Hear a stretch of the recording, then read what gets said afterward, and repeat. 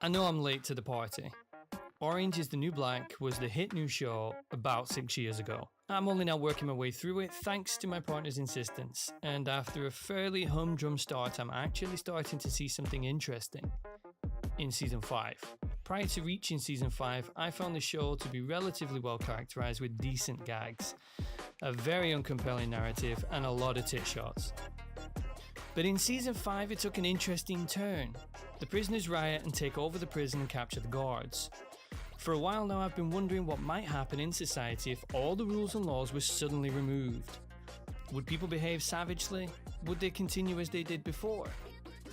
Philosopher, political theorist and old dead English dude Thomas Hobbes called this a state of nature, which is a society in which all rules and law have been removed and everyone can do anything with no consequences from a centralised authority.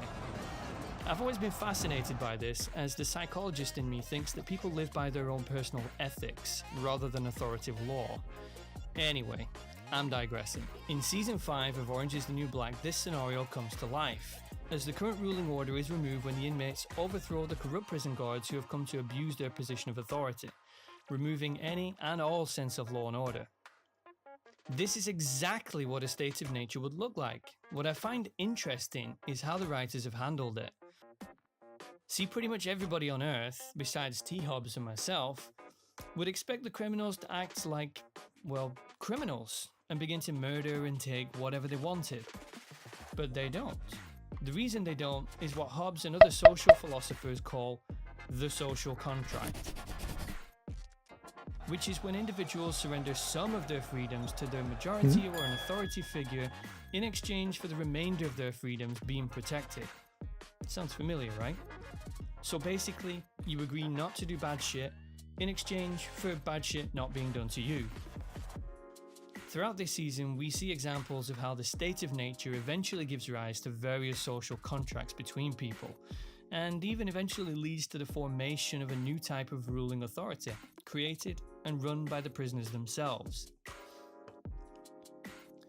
The writers of Season 5 cleverly used the prison environment to explore both the state of nature and the social contract, showing how one leads into the other even in the absence of authority and law. In essence, the whole of Season 5 is a retelling of the evolution of society and educating you on socio-political theory, without you even noticing. It doesn't end there though.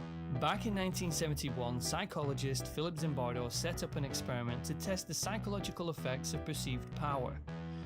He wanted to see if power really did corrupt. He had a bunch of volunteers dressed like prison guards and another bunch like prisoners. He then watched to see how they might behave. What he found was pretty shocking. The completely normal people pretending to be the guards started to abuse the small level of power that they had, and began enacting creative forms of psychological torture on the prisoners, just because they could.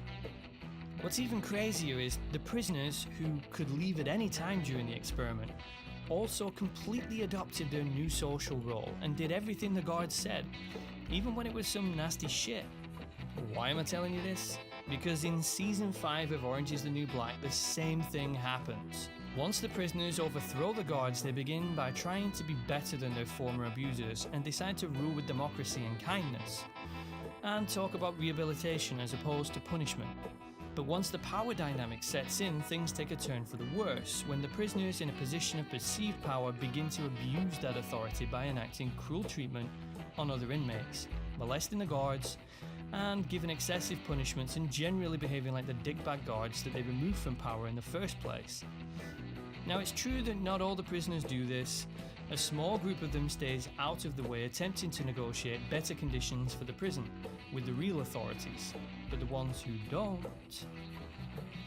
In addition to this, just like in the Zimbardo experiment, the guards begin to adopt their new identities as helpless prisoners, and despite being mostly men and being able to physically overpower their female captors, they largely do what they're told, even when what they're told is humiliating, or even downright abuse.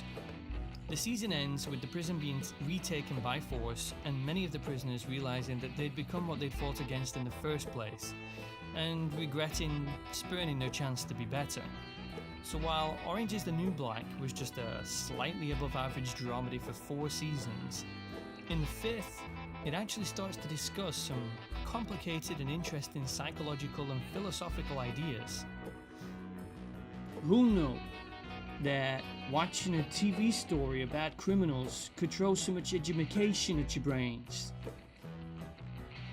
Have fun, guys, and enjoy your day.